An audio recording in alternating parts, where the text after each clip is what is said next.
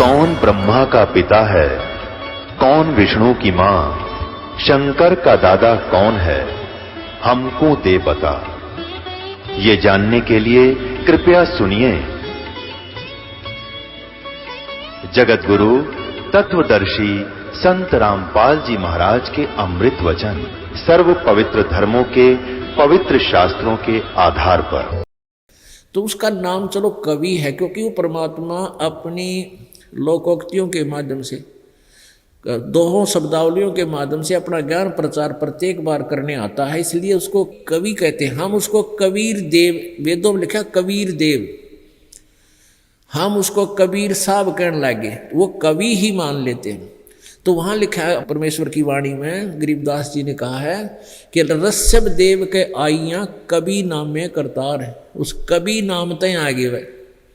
वैसे तो कबीर देव का अर्थ कवि साहब, अगर हम वैसे उस व्याकरण अनुसार करें तो कवि साहब, कवि साहब माने वो जो परमात्मा, उसका नाम ही कवि साहब है। कवि, हम उसको कबीर साहब कहने लगे। कबीर सिर्फ उसमें अंतर है, जैसे भाषाओं में अंतर होता है, तो इस प्रकार वो कबीर परमात्मा। तो ऋषभ देव जी के वही परम अक्षर ब्रह्म उस प्यारी आत्मा को समझाने के लिए कवि नाम से आए। कवि, और कहने लगे मैं वो परमात्मा हूं जो वेदों में वर्णित है, कवि। क्योंकि वो अज्ञानी ऋषि महर्षियों ने ऋषभ देव जी को भ्रमित करके, अनुवाद गलत करके उसको कवि सिद्ध कर रखा है। वैसे वो कबीर देव है, उसको कबीर देव ही बोलना चाहिए हमने, कबीर देव। जैसे यजु है, यजु कहने से क्या लाभ, यजुर्वेद साथ बोलना जच्चा बात है। तो वो कबीर देव है, कबीर देव, कबीर साहब है। तो परमात्मा आए, ऋषभ देव जी को बहुत सुंदर ज्ञान सुनाया। ऋषभ देव जी बहुत प्रभावित हुए और इतना बैराग हो गया कि राज्य भी त्याग दिया, अपने पुत्रों को सबको, भरत आदि को सबको राज्य दे दिया। लेकिन उसी समय ये ब्राह्मण लोग ये गणे परमात्मा एक ही ऋषि रूप में आते हैं, मिलते हैं। तो बाद में ऋषभ देव जी को उन नकली काल प्रेरित गुरुओं ने, ब्राह्मणों ने भ्रमित कर दिया कि वो झूठा है, कपटी है, वो गलत ज्ञान बताता है, ब्रह्म से ऊपर भगवान नहीं, ब्रह्म लोक तो ऊपर कोई स्थान नहीं। अब ऋषभ देव जी ने ओम नाम का जाप और साथ में हठ योग 1000 वर्ष तक किया। 1000 वर्ष तक तप किया। उसके बाद निराहार रहकर कुछ नहीं खाया 1000 वर्ष तक। इतने तगड़े शरीर होते थे पहले सतयुग में। तो जब उन्होंने प्रथम बार अपनी उपासना पूर्ण की और वो व्रत खोला, तो सबसे पहले धर्म देशना बोल रहे हैं दीक्षा को। अपने पौत्र भरत के पुत्र को, अपने बेटे के बेटे को, यानी पोते को, मारीची नाम था उसका, सबसे पहले ऋषभ देव जी ने उस मारीची को नाम दिया। और ऋषभ देव जी केवल ओम मंत्र ही जाप करते थे और साथ में हठ योग भी करते थे, जो खिचड़ी ज्ञान ब्रह्मा जी के द्वारा काल प्रेरणा से जो ग्रहण किया हुआ है। इसके लिए थोड़ा सहयोग लेते हैं। ऋषभ देव जी ने अपने पौत्र यानी पोते मारीची को प्रथम मंत्र दिया। प्रथम यानी पहला चेला वो है मुंडिया, और वो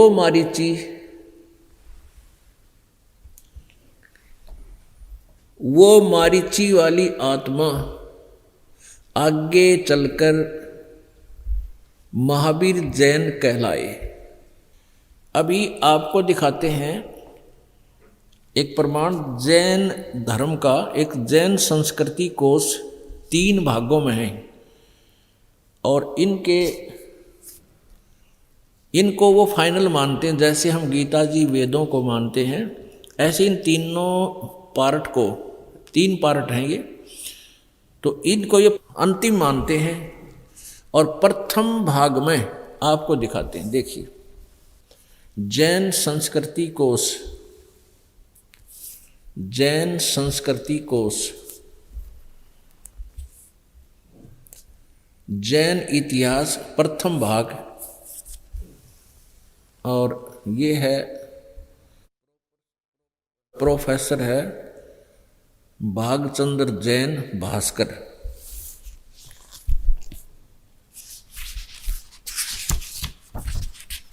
ये कहाँ से प्रकाशित है?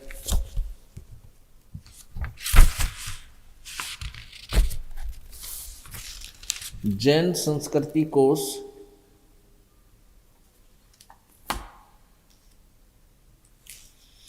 जैन इतिहास संस्कृति कला एवं पुरातत्व, प्रथम खंड।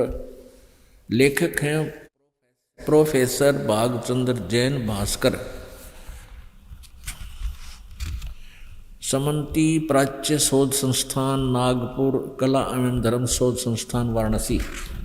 और ये कहाँ से प्रकाशित है, कहाँ से छपा है?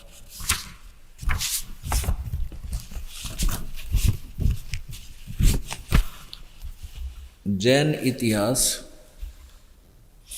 जैन संस्कृति कोश, जैन इतिहास संस्कृति कला एवं पुरातत्व, प्रथम खंड। लेखक प्रोफेसर भागचंद्र जैन भास्कर। प्रकाशक हैं डॉक्टर प्रेम शंकर द्विवेदी, मानद निदेशक कला एवं धर्म शोध संस्थान, B33A1 new Saket colony, BHU Varanasi. Phone number इतना। और भागचंद्र जैन दूसरा है प्रकाशक भागचंद्र जैन भास्कर, ये वही है, लेखक भी है। और ये कहाँ से प्रकाशित है? हाँ, ये नीचे ये प्राप्ति स्थान। अब ये है, ये किसने, ये स्वर्गीय पुण्य पूज्य पिताश्री गोरेलाल जी जैन एवं मातु श्री पूज्या तुलसा देवी जैन की पुण्य स्मृति में सादर समर्पित है। ये ऐसे ये भागचंद्र जैन के माता पिता की तरफ से को समर्पित है। अब यहाँ हम आपको दिखाते हैं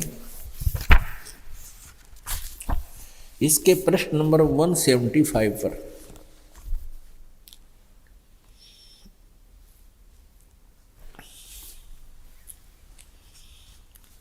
ऋषभ देव के पौत्र मारीची, भरत के पुत्र, यानी भरत जो इसका पुत्र था, ऋषभ देव के पौत्र मारीची अर्थात भरत के पुत्र, मारीची भरत का पुत्र था जो ऋषभ देव का पुत्र था, को पुराण में वैदिक धर्म का प्रवर्तक माना गया है,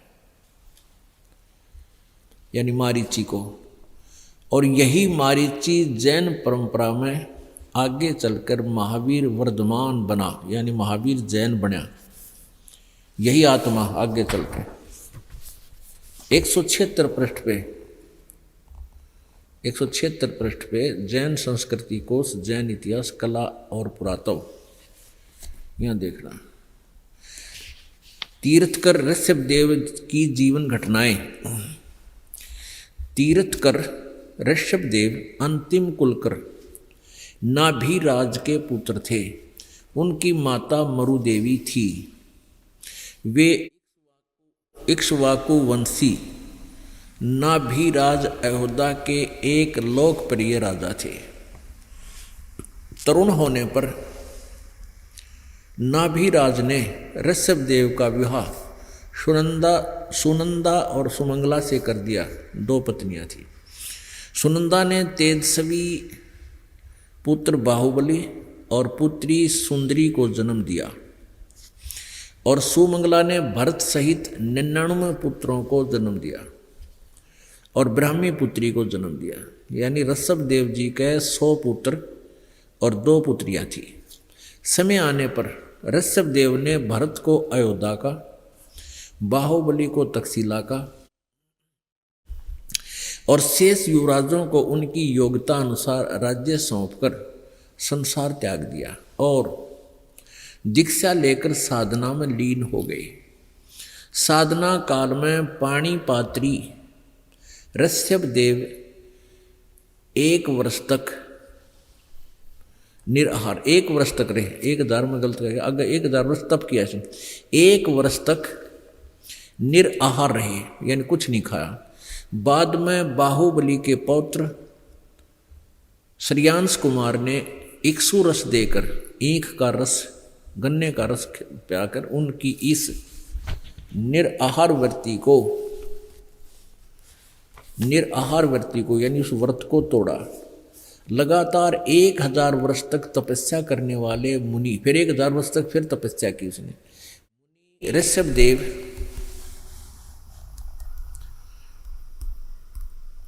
ने अंत में केवल ज्ञान प्राप्त किया, या कैवल्य मुक्ति बोलते हैं, कैवल्य। अंत में केवल ज्ञान प्राप्त किया और धर्म देशना प्रारंभ की, नाम देना शुरू कर दिया। अपने आप 1000 वर्ष तक तप करके और उसमें जितना उसने ज्ञान हुआ, जो भी प्राप्ति हुई, उसके आधार से धर्म देशना यानी नाम देना शुरू कर दिया। प्रथम धर्म देशना, प्रथम नाम भरत के पुत्र मारीची को दी, यानी उसको दीक्षा दी अपने पौत्र को, जो बाद में 24 में तीर्थ कर महावीर बने। ये महावीर जैन बना। अब यहाँ से हमने इतना ही लेना है बस, आगे घड़ी की जरूरत पड़ी, इब देखना तोड़ पाटेगा। अब पुण्यात्माओं, ऋषभदेव जी ओम मंत्र का जाप करते थे और ये भी इसमें ओम को आगे चलकर अणोम करने लगे। अणोम अणोम अणोम नहीं, ओम है इसलिए सीधा ओम बोल दे। अलग से इसकी प्रक्रिया आने वालों ने अन्य तीर्थकरों ने कर दी। प्रथम तीर्थकर जो महान आत्मा ऋषभदेव जी थे, उन्होंने केवल ओम नाम का जाप किया। इसको ये करते कैसे थे? ओम ऐसे करते रहते थे। तो बाद वालों ने उनको अणोम कहने लगे, अणोम, लेकिन ये ओम है। तो ऋषभदेव जी ओम नाम का जाप करते थे और उन्होंने साथ में हठ योग भी करते थे, जो शास्त्र विधि को त्याग का मनमाना आचरण होता है, जो वेदों अनुसार और गीता अनुसार नहीं है, वो मनमाना आचरण होता है। जो वेदों और गीता से ली गई साधना है वो शास्त्र अनुकूल साधना है, लेकिन वो कितनी साधना कहाँ तक की है उतना ही लाभ मिलता है उसको। तो वही मंत्र, वही साधना, वही विधि ऋषभदेव जी ने अपने पौत्र, अपने पोते मारीची को दी, जो भरत का पुत्र था। और मारीची के जीव को इस साधना के करने से कितना दुख और कितना सुख हुआ, ये वर्णन करते हैं। ये देखिएगा, ये एक पुस्तक है, इन्हीं बड़े जैन संस्कृति कोश से ही निष्कर्ष निकालकर लिखा गया है। देखिएगा, आओ जैन धर्म को जाने, धर्म मंच प्रश्नोत्तर माला, कौन बनेगा सबसे ज्ञानी, ये है ओम अरिहंताम अणोम अणोमो, ये इनके मंत्र ये आगे। परवण चंद्र जैन M.A. शास्त्री, इन्होंने इसको लिखा है। ये देखिए,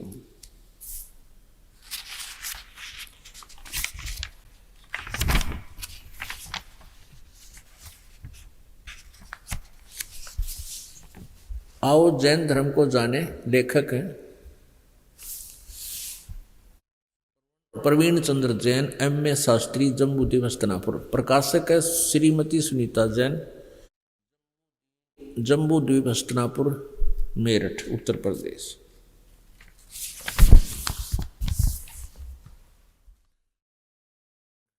ये इनके प्रकाशक हैं और ये मुद्रित है Dinendra Jain, new Rishabh offset printers, Meerut, phone number इतना।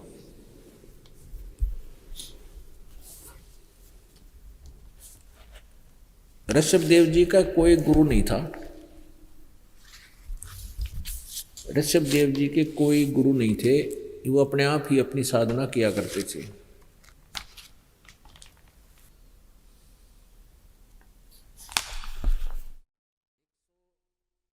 हम 293 पर चलते हैं। वो जो मारीची वाले जीव ने जो साधना ऋषभदेव जी से लेकर की थी, ओम नाम का जाप और अन्य साधना जो तप किया, उससे उसको क्या परिणाम मिला? 293 पृष्ठ पे। आओ जैन धर्म को जाने विशेष प्रकरण। श्री महावीर भगवान के अन्य कौन कौन से नाम हैं? अन्य 5 नाम हैं। एक वीर, अतिवीर, सन्मति, महावीर एवं वर्धमान। आगे देखो, अब 294 पे आओ जैन धर्म को जाने। महावीर भगवान, श्री महावीर भगवान के जीवन का कथन कहाँ से प्रारंभ होता है? उत्तर है पूर्वा नामक भील की पर्याय से। प्रश्न, पूर्वा भील कौन था और उसने क्या किया? उत्तर, वो पुष्कलावती देश की पुंडरीकिणी नगरी में वह भीलों का राजा था। उसने सागर सेन मुनि राज से मधमास मधु का त्याग व्रत लिया था, जिसे जीवन पर्यंत पालन किया। श्री महावीर भगवान का जीव पूर्वा भील की पर्याय यानी शरीर से कहाँ गया? उत्तर है कि पहले 100 धर्म स्वर्ग में एक सागर की आयु वाला देव हुआ। फिर स्वर्ग से कहाँ गया? भरत चक्रवर्ती की रानी अनंतमती से मारीची नामक ज्येष्ठ पुत्र हुआ। यानी इस मारीची से पहले का भी इसका एक जीवन बता रखा है। उसके बाद ये ऋषभदेव का पोता मारीची हुआ, महावीर का जीव। फिर वो ब्रह्म स्वर्ग में देव हुआ। ये ब्रह्म स्वर्ग कहो, ब्रह्मलोक कहो। ब्रह्मलोक में गया, उससे नाम लेकर के ऋषभदेव जी से नाम लेकर ओम नाम का जाप करके ये ब्रह्मलोक में गया। ब्रह्म स्वर्ग कहो, ब्रह्मलोक कहो। ब्रह्मलोक, ब्रह्म स्वर्ग के बाद महावीर भगवान का जीव किस पर्याय में गया? अयोध्या नगरी में कपिल ब्राह्मण की काली स्त्री से जटिल नामक पुत्र हुआ। फिर जटिल के शरीर को छोड़कर कहाँ गया? 100 धरे स्वर्ग में एक सागर की आयु वाला देव हुआ। फिर स्वर्ग से कहाँ गया? इसी भरत क्षेत्र में सुतिका नामक गांव में अग्निभूत ब्राह्मण की गौतम क्षत्रिय से अग्निसह नामक पुत्र हुआ। अग्निसह फिर कहाँ गया? स्वर्ग में गया। फिर स्वर्ग से कहाँ गया? भरत क्षेत्र के मंदिर नामक ग्राम में गौतम ब्राह्मण की कौशिकी पत्नी से अग्निमित्र नाम का पुत्र हुआ। अग्निमित्र कहाँ गया? महेंद्र स्वर्ग में गया, ये इंद्र के लोक में गया। फिर महेंद्र स्वर्ग से कहाँ गया? ये मंदिर नगर में सालकाय ब्राह्मण की पत्नी से भारद्वाज नामक पुत्र हुआ। फिर भारद्वाज कहाँ गया? महेंद्र स्वर्ग में देव हुआ, फिर इंद्र के लोक में गया। फिर महेंद्र स्वर्ग से महावीर भगवान का जीव कहाँ गया? इतर निगोद में एक सागर की आयु वाला नगोदिया जीव होया। ओहो, और अब देखना, ओ मेरे मालिक, कलेजा मुँह को आता है। अब निगोद से निकलकर श्री महावीर भगवान का जीव कहाँ गया? अब उसके बारे में क्या बताता है? उत्तर है, अनेकों भाव धारण किए जो इस प्रकार है। 1000 वर्ष, 1000 आँख के वृक्ष, 1000 वर्ष तक 1000 तो आँख के वर्ष के भाव, 1000 बार तो आँख का वृक्ष बना, और 80,000 सीप के भाव, 20,000 नीम वृक्ष के भाव, 90,000 बार केली वृक्ष के भाव यानी केले के, और 3,000 बार चंदन के वृक्ष के शरीर धारण किए, और 5 करोड़ बार कनेर वृक्ष के भाव, और 60,000 बार वैश्या के भाव, 60,000 बार वैश्या के भाव, और 5 करोड़ बार शिकारी के शरीर। ओहो, यहाँ फोड़ लिए कर्म। 5 करोड़ बार शिकारी बना, 20 करोड़ बार हाथी के भाव, और 60 करोड़ बार गधे के भाव। ओहो, 60 करोड़ बार गधा ते कब बना बतेरा, हे भगवान, 60 करोड़ बार। ओहो, 60 करोड़ बार गधे के शरीर, और 30 करोड़ बार कुत्ते।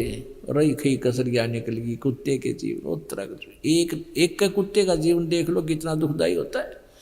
और 30 करोड़ बार कुत्ते का शरीर, 60 करोड़ बार नपुंसक के भाव, और 20 करोड़ बार स्त्री के भाव, 90 लाख बार धोबी के शरीर भाव, 8 करोड़ बार घोड़े के भाव, और 20 करोड़ बार बिल्ली के भाव, वो तेरा गजब है, और 60 लाख बार गर्भपात से मरण, और केवल 80 लाख बार देव पर्याय को प्राप्त किया।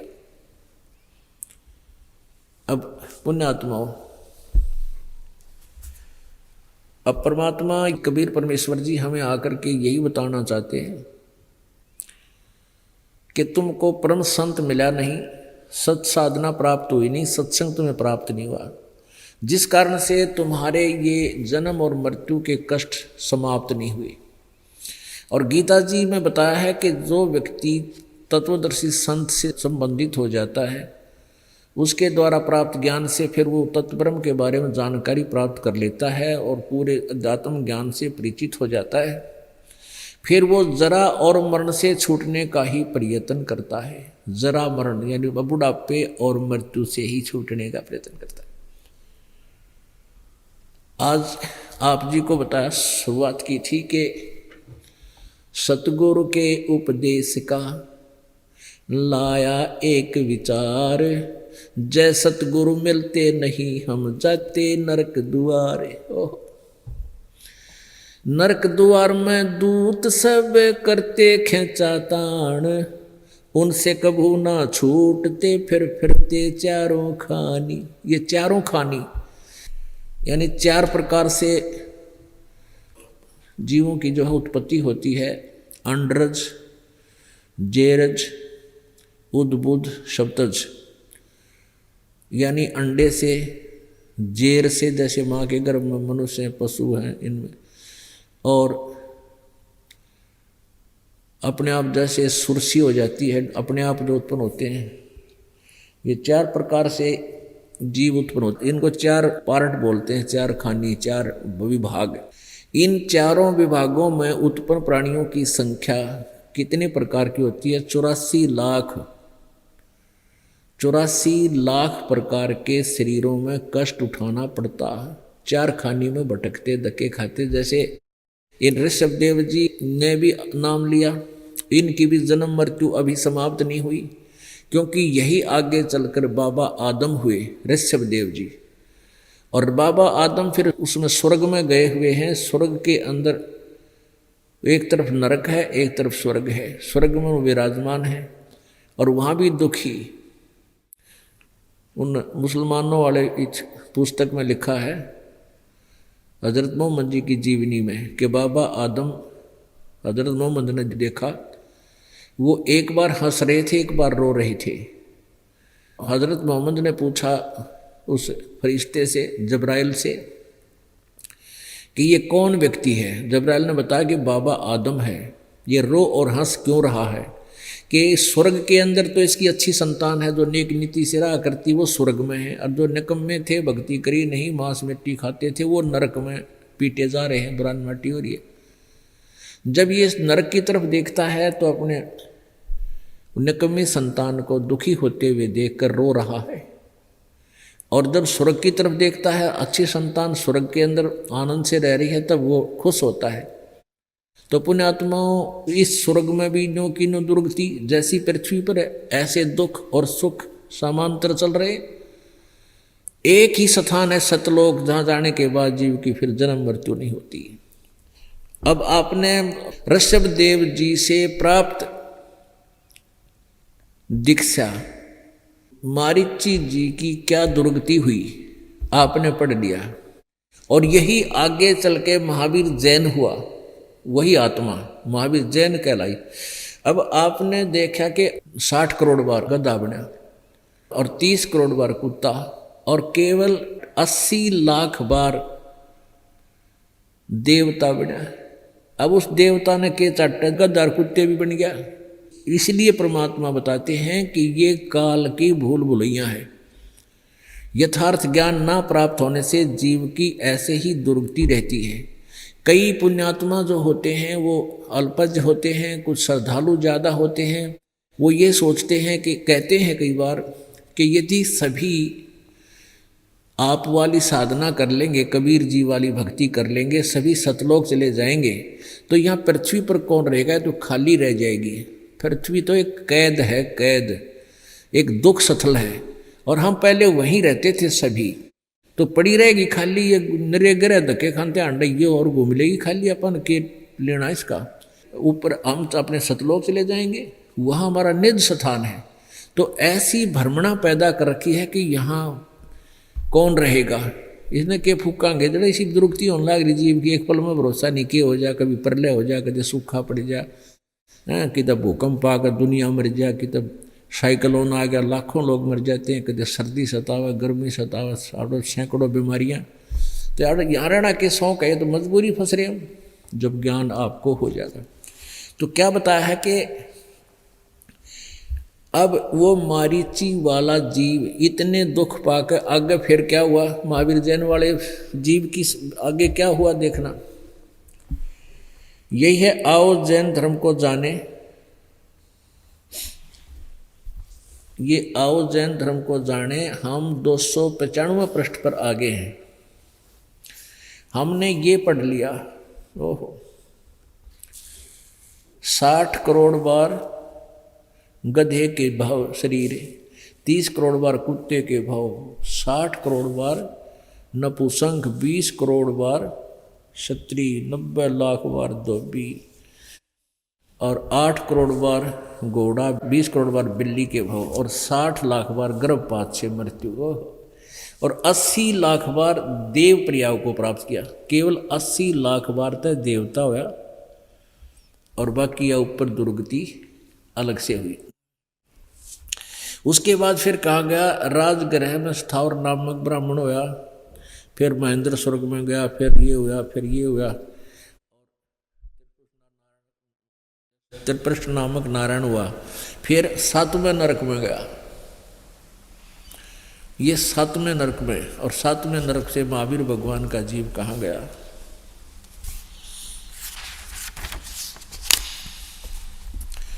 सिंहगिरी पे, सिंहगिरी पर्वत पर सिंह हुआ, फिर प्रथम नरक में गया।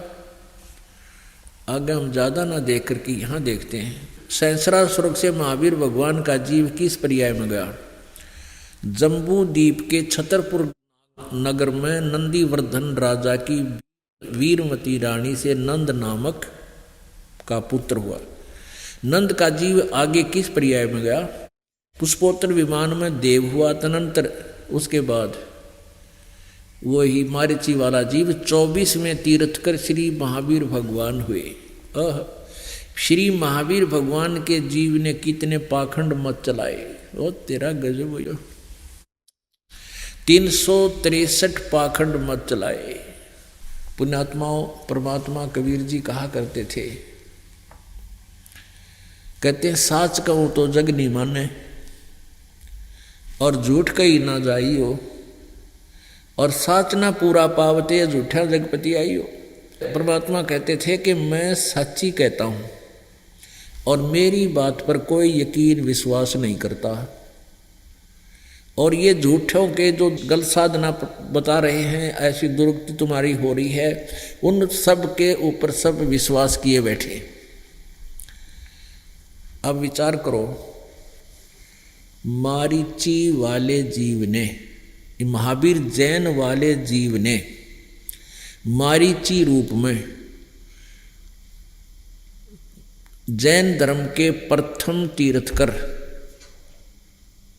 ऋषभ देव जी से उपदेश लिया था। और ऋषभ देव जी ने, क्योंकि और कोई मंत्र था ही नहीं, वेदों अनुसार साधना दी थी, उस ओम नाम के जापते और हठ योग करने से, तप करने से, तो क्या क्या उपलब्धियां हुई अभी आपने पढ़ा और देखा और सुना। उसके बाद महावीर नाम से उत्पन्न हुए, और उसके बाद महावीर जी का कोई गुरु नहीं था। इन्होंने स्वयं ही प्रेरित होकर के घर त्याग दिया, अपने आप काफ़ी वर्षों तक निराहार रह करके, निवस्त्र रह करके साधना की। और उसके बाद इसने 363 पाखंड मत चलाए। पुण्यात्माओं, राजा ऋषभ देव जी से वेदानुसार साधना प्राप्त करके इन्होंने कष्ट भी बहुत उठाए, लेकिन 80 लाख बार देवता भी बन गए, क्योंकि पुण्य और पापों का लेखा अलग अलग भोगना पड़ता है। और अब इसने ना तो वेदानुसार साधना रखी महावीर के रूप में, और उसने आगे अपने अनुभव से वेदों से हटकर पाखंड मत चला दिए 363, जो वर्तमान के जैनी भाई और ये गुरु लोग उस महावीर जी द्वारा बताए गए पाखंड मत के आधार से साधना कर रहे हैं। इनको तो कुछ भी ना मिल रहा है, स्वर्ग में सपने में भी नहीं जा सकते। ये तो सीधे ही नरक और 84 लाख योनियों में भटकते रहेंगे। ये दास का जो उपदेश है अपना बनाया हुआ नहीं है, ये परमात्मा का विधान बताया है।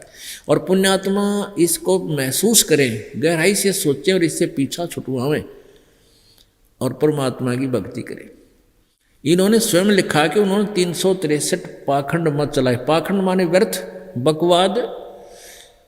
वेदों अनुसार साधना करने वाले मारीची जी की भी कितनी दुर्गति हुई, लेकिन कुछ राहत अवश्य साथ मिली। फिर उस राहत ने के चाटा है, गधे और कुत्ते की योनि भोगी, फिर देवता बन गया, आग लगे इसे देवता पद के। तो यहां परमात्मा क्या बताना चाहते हैं? सतगुरु के उपदेश का लाया एक विचार, जय सतगुरु मिलते नहीं जाते नरक दुआरे। नरक द्वार में दूत सब करते खिंचा तान, उनसे कभू ना छूटते फिर फिरते चारों खानी। चार खानी में गधे कुत्ते सुअर की योनियों में धक्के खाते फटकते, चार खानी में भरमते कभू न लगते पारे। सो फेरा सब मिट गया मेरे सतगुरु के उपकारे। ओहो, सतगुरु यानी सच्चे गुरु के संपर्क में आने से, यथार्थ ज्ञान प्राप्त करके सत साधना करने से ये सारा बाईपास निकाल दिया। ना तो 84 लाख योनियों में जाना, ना गधे कुत्ते सुअर की शरीरों में धारण करना, और इससे बाईपास निकाल करके या तो मनुष्य जीवन ही प्राप्त होगा यदि भक्ति पूरी ना हुई, और साधना पूरी होगी तो हम सतलोक चले जाएंगे। अब क्या बताते हैं? 7 समुद्र की मसी करूं, 7 समुद्र की मसी करूं, लेखनी करूं बन राय, धरती का कागज करूं, गुरु गुण लिखो न जाए। ओए होए, कितनी प्यारी व्याख्या की है कि ऐसा संत मिल जावे, सतगुरु मिल जावे,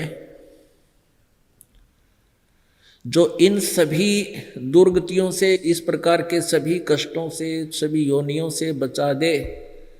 उस सत मंत्र के आधार पे कहते हैं उस संत की 7 समुद्र की मसी करूं, इंक, 7 समुद्रों की इंक बना लूं, स्याही बना लूं, और लेखनी यानी कलम बना लूं सारे वृक्षों की।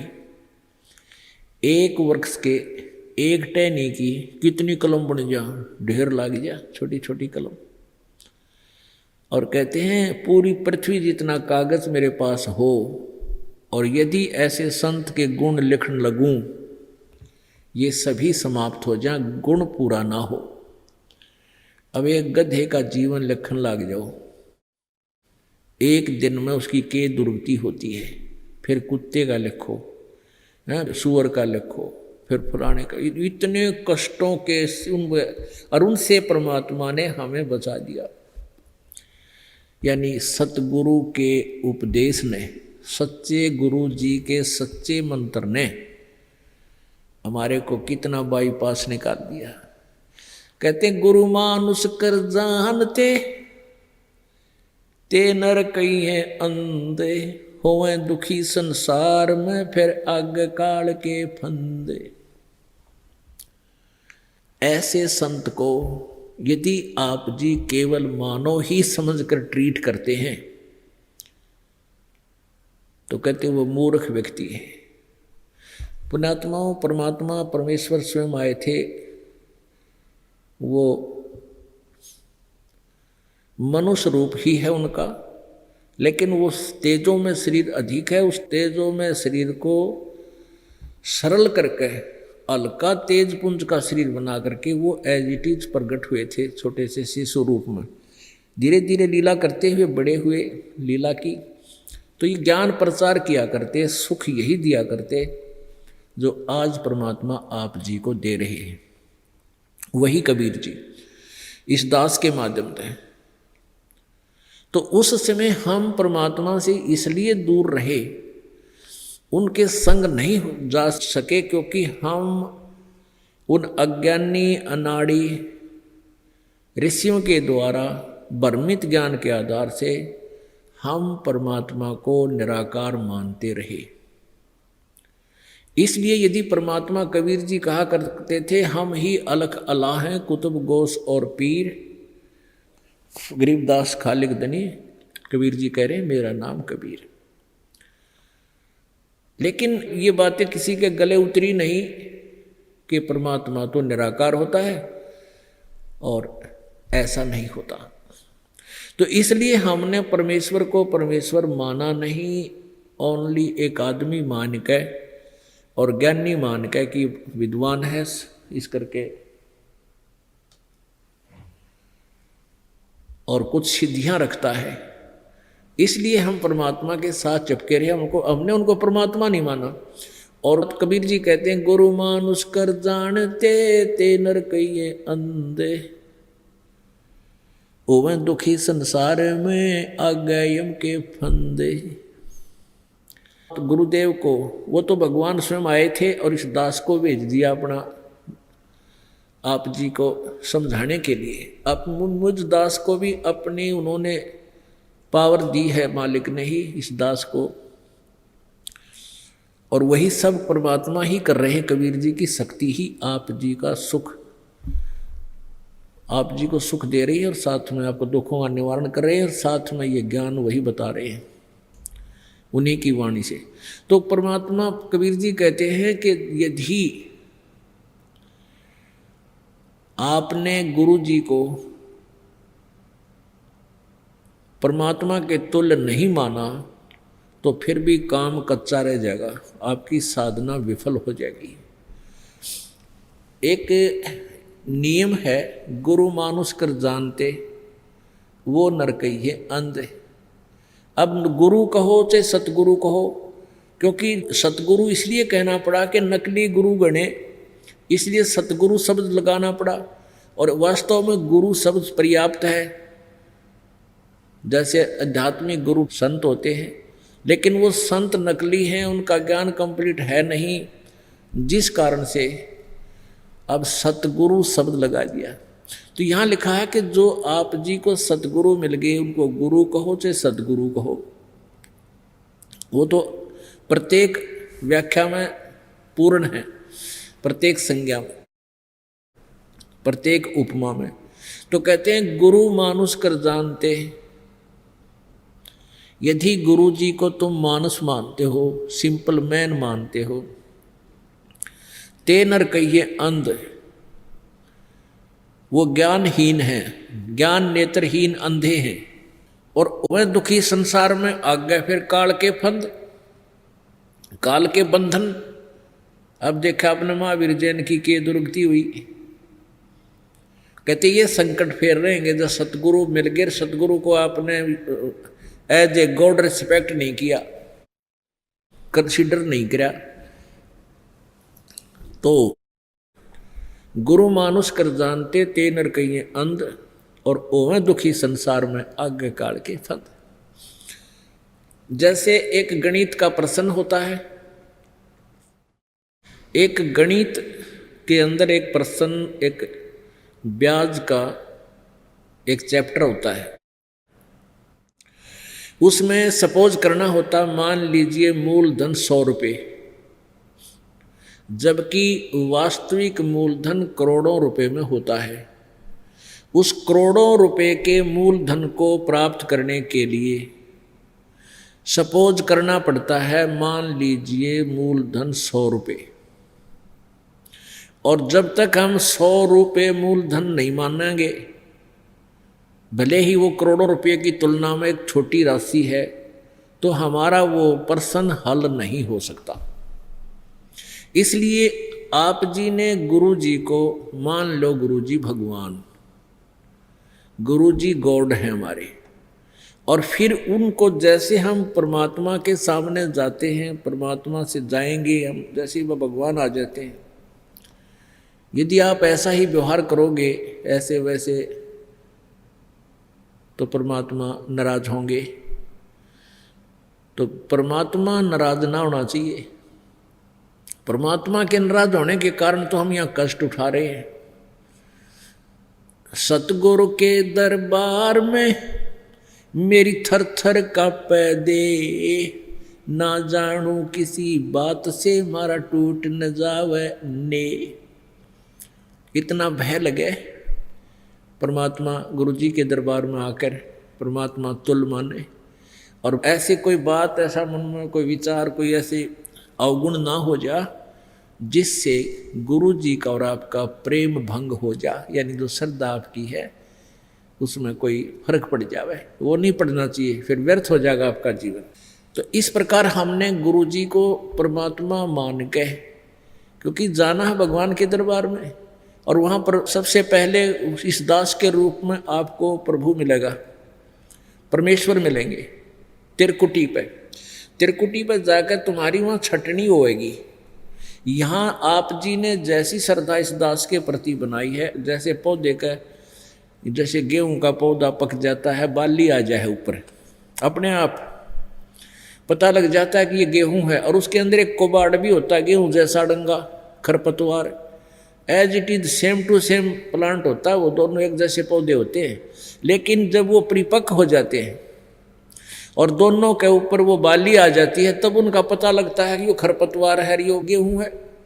ऐसे ही जिन्होंने यहाँ गुरु जी को परमात्मा तुल जान के और निष्कपट भाव से, सच्ची श्रद्धा से साधना सेवा भक्ति कर रखी है, तो त्रिकुटी बजाते ऐसे बाल लिकड़ाओगी थारा अपने आप, और पता लग जाएगा कि यू खरा हर यू खोटा। तो उस खराब पौधे ने निकाल के किसान बाहर फेंक देता है, फिर वो आग में फूंक दिया जाता है, व्यर्थ होता है, गधे खाओ उसने। और गेहूं को अपने ला करके कोठ्या में डाल लेता है। तो ऐसे ही आप जी ने जैसे भाव से, जैसी श्रद्धा, जैसी भक्ति सच्चे दिल से यहाँ की है, तो वहाँ आपका फल आपके सिर पर लिखा पाओगा।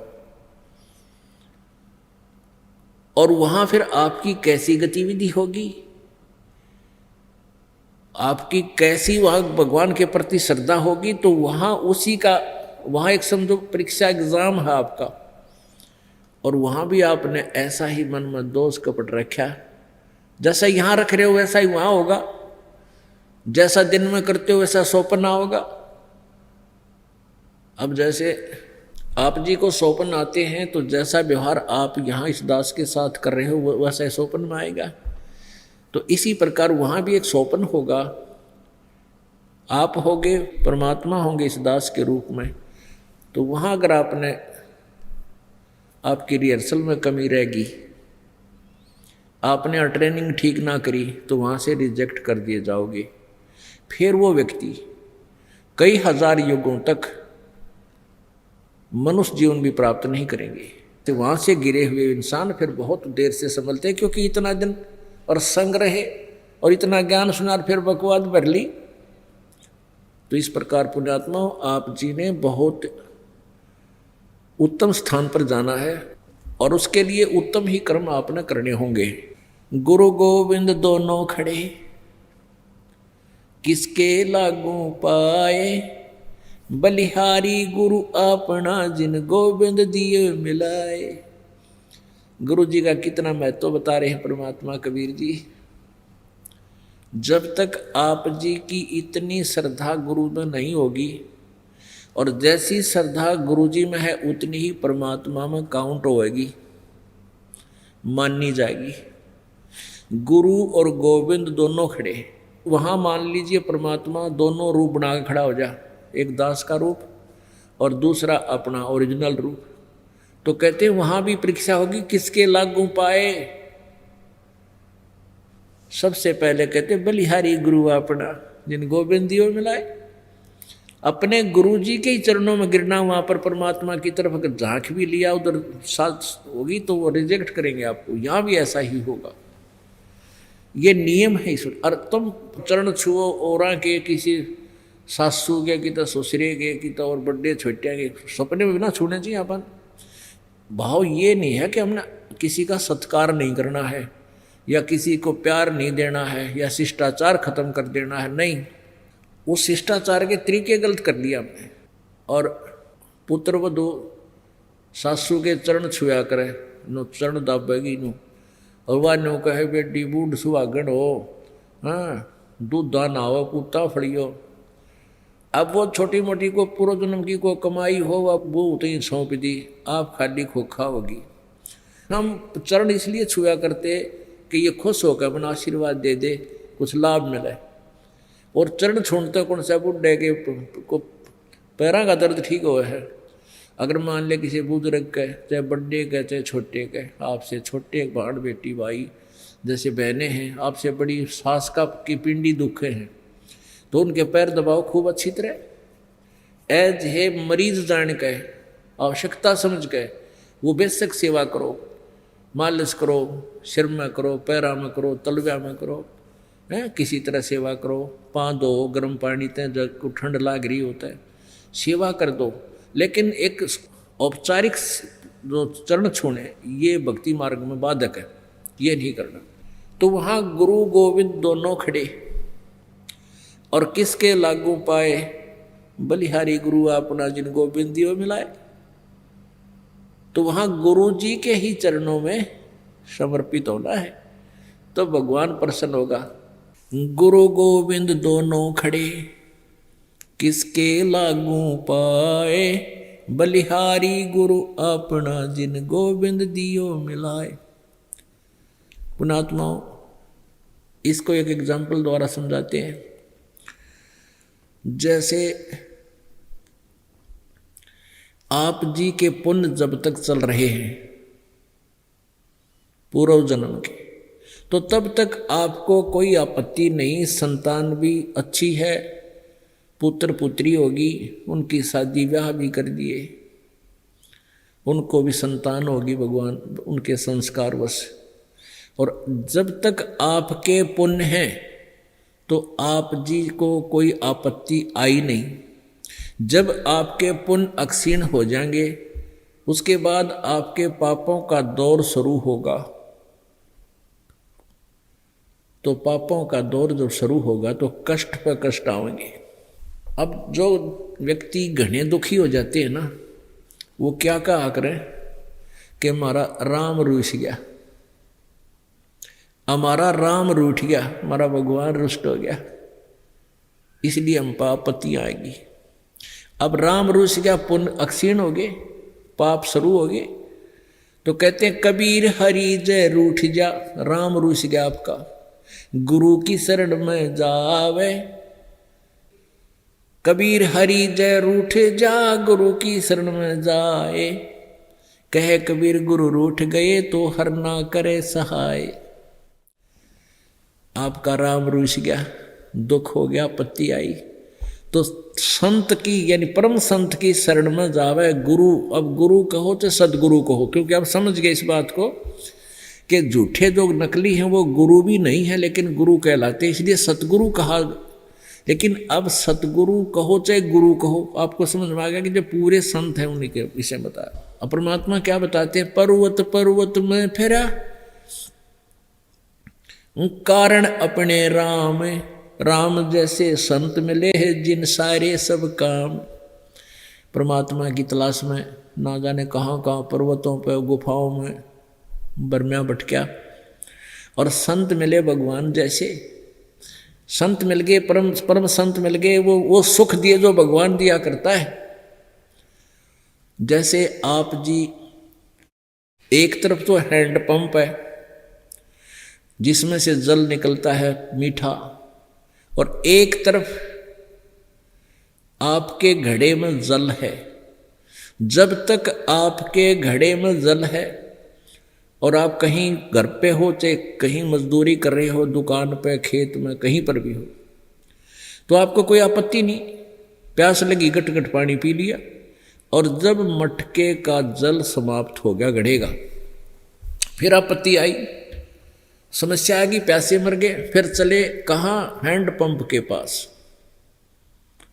हैंडपंप पर गए और वहाँ हैंडपंप की सेवा की और फिर मटका भर लिया। सेवा में पूजा, यानी जो उसका विधि विधान है वो हलाया, उसको डंडा फेरा उसका हैंडपंप का हैंडल, और जल भर लिया, मटका भर के आ गए।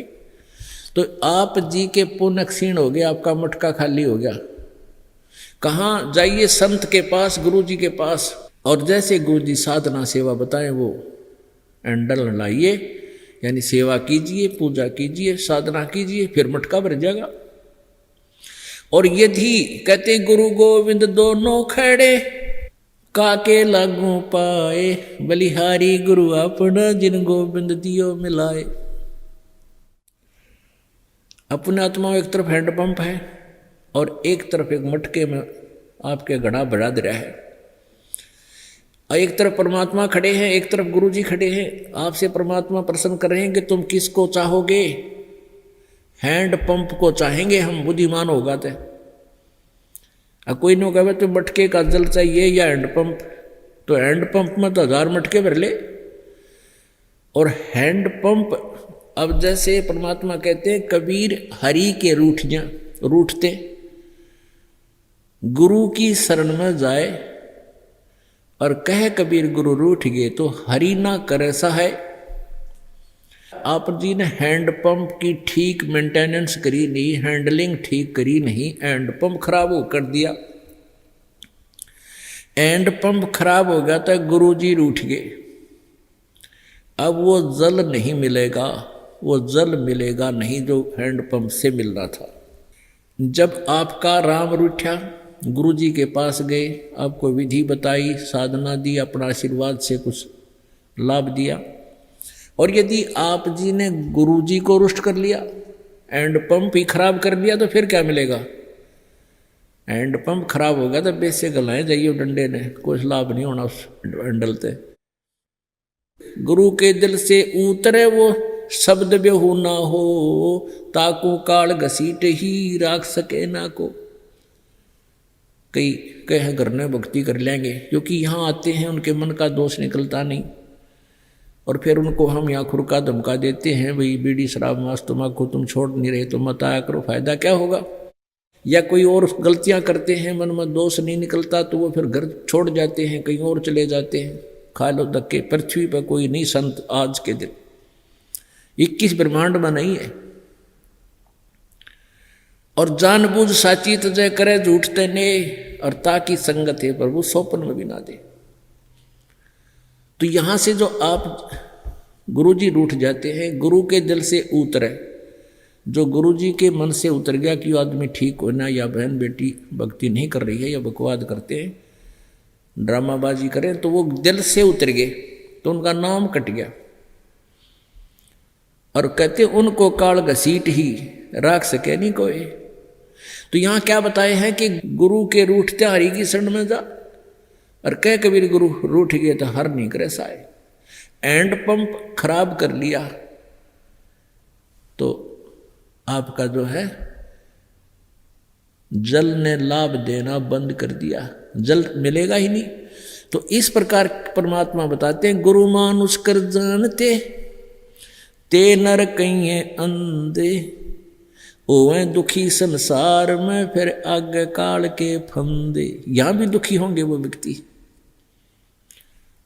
जिस किसी पुण्यात्मा ने यहां पर इस दास के साथ रहकर भक्ति करी 2 वर्ष 3 वर्ष 4 वर्ष 5 वर्ष, और फिर अपनी नालायकी ते को गलती करके यहाँ से निकल गया और चला गया कहीं और, धक्के खा भाई या घर पे रहता है, तो उसको जब तक उसके पुण्य इस 3 साल में किए हुए सत साधना और भक्ति के जो पुण्य हैं वो जब तक उसके चलेंगे, वो मटका भरा हुआ है, भर लिया उसने और आगे एंड पंप खराब कर दिया। जब तक वो घड़ा पानी का चल रहा है, रोजाना 1 गिलास 2 गिलास 4 गिलास घट ही रहे, उसमें प्रवेश नहीं हो रहा, आउटपुट ही है, इनपुट नहीं है उसके अंदर, तो एक दिन वो अक्षीण होंगे। हो सकते हैं वह 2 वर्ष में हो, 4 वर्ष में हो, 5 वर्ष में हो, 10 वर्ष में, फिर उनकी वही दुर्गति फिर शुरू हो जाएगी, क्योंकि हैंडपंप खराब कर दिया। और जो हो गए गुरुद्रोही, ठीक है, ऐसे व्यक्ति है नया फिर दुखी सुखी बान लग रहे हैं, 1 साल में आया, कोई 4 साल में आया, धक्के खा के बिरान मैटी होली, दोबारा फिर आ रहे, आना चाहिए, कोई बात नहीं, 1-2 बार हम खुरकावा धमकावांगे, लेकिन हमने तो उतने अच्छे लगते हो अपने बच्चों की तरह। और जो हो जाते हैं गुरुद्रोही, उसको तो कभी असंग जन्म भी भगवान मनुष्य जन्म नहीं देगा। ठीक है, अब तक वो पुण्य है उसके चलते रहेंगे, जितने 1 वर्ष चलेंगे, 10 वर्ष चलेंगे, 20 वर्ष चलेंगे, आगे वह दुर्गति होगी इस प्राणी की सोची भी नहीं जा सकती। तो पुण्यात्माओं, जय इब कै सतगुरु मिले, जय इब कै सतगुरु मिले, सब दुख आखुरो, चरणा ऊपर शीस धरूं, कहूं जो कहनी हो। अब क्या बताते हैं, ये जो वाणी हम बोलते हैं प्रतिदिन, उनका अब निष्कर्ष समझ में आएगा आपके। गुरु जी तुम ना भूलियो, चाहे लाख लोग मिल जाई, हम जैसे तुमको बहुत हैं, तुम जैसे हमको नहीं। अब जब सही ज्ञान आपको हो जाएगा, उससे मैं समझ में आवेगी कि हे परमात्मा, हे गुरु जी, आप हमसे भूलियो मत, आपके पास से लाखों लोग आ जाएं, क्योंकि सब दुखी आत्माएं आकर यह सुख ग्रहण करती हैं, तो वो तो आपको चाहेंगी, आप हमने ना भूलिए, क्योंकि आपको तो मेरे जैसे बहुत मिल जाएंगे आत्माएं भगत, लेकिन मुझ भगत को आप जैसे सतगुरु नहीं मिलेंगे इस पृथ्वी पे। जय इब कै सतगुरु मिले, सतगुरु, नकले गुरु तो मेरे मिल लिया हमने, सब दुख आँखों रो। ये बातें हैं पुण्यात्मा जो दूसरे पंथों के पास, संतों के पास 20-20 वर्ष 30-30 वर्ष बर्बाद करके रोते हैं, यहाँ पर उनकी आंखों के आंसू नहीं सूखते जब ये ज्ञान समझ में आ जाता है। रात को भी कहते बैठ कर रोते, हमारा क्या हाल हो गया, ये कहाँ गया, इतना जीवन बर्बाद कर दिया मैं, है परमात्मा बड़ी दया हुई, अब सतगुरु का मार्ग मिल गया। जय इब कै सतगुरु मिले, सब दुख आँखों रो, चरणों ऊपर शीस धरूं, कहूं जो कहनी हो। कबीर साईं मिलेंगे, वो पूछेंगे कुशलात, आद अंत की सब कहूं, अपने दिल की बात। अब जो दूसरे पंथों से आते हैं, जब उनको पता चल जाता है, क्योंकि इस ज्ञान पुस्तक हमने छापी है, ज्ञान गंगा वितरित कर रहे हैं भक्तजन, उसको पढ़कर अब दूसरे पंथों की पुण्यात्माएं रो रो कर आ रही हैं, भटक रही हैं और बताती हैं कि इतने दिन मैंने वहाँ बर्बाद कर दिए, कुछ नहीं मिला, ये नुकसान हो गया, इतना जीवन बर्बाद हो गया। कबीर साईं मिलेंगे, पूछेंगे कुशलात, आद अंत की सब कहूं, अपने दिल की बात। और फिर कहते हैं, गुरु जी आप ना भूलियो हमें, और आप भूल गए फिर कहाँ जाएंगे, हमें कोई ठिकाना नहीं इस पृथ्वी पर। हम जैसे तो आप जी को बहुत अच्छी आत्माएं और भी बहुत मिल जाएंगी, लेकिन आप जैसे गुरुदेव हमें नहीं मिल पाओगे। पुण्यात्माओं, आप जी का बहुत ही अच्छा सौभाग्य है, जन्म जन्मांतर के पुण्य आपके साथ हैं, जो आप जी को इस पीक टाइम में, इस भक्ति काल में आपका मनुष्य जन्म है। और पूरी पृथ्वी पर जिसको मानव शरीर प्राप्त है वो पुण्यकर्मी प्राणी है। उनसे अधिक पुण्यकर्मी वो हैं जो यहाँ जुड़ जाएंगे।